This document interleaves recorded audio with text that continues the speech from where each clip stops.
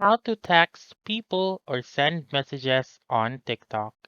Hi everyone, welcome back to this channel, and in today's video I'll be teaching you how to text people or send messages on TikTok. So let's begin. The very first step is to make sure first that your TikTok app is up to date. If not, please go to your App Store or your Google Play Store and search for TikTok and make sure to click on that update button if it is available. Once you have done updating your TikTok app, then now you may open it and go to your profile found on the lower right corner of the screen. And then, once you are right here, you should make sure that you are friends with each other. So again, you cannot chat or text with someone on TikTok if you are not following each other or not adding each other as friends.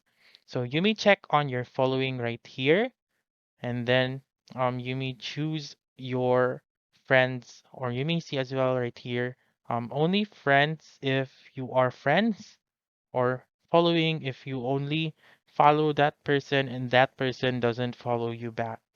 So you may also go to inbox right here and click on the plus or compose button right here found on the upper right corner of the screen and choose the friend that you have right here.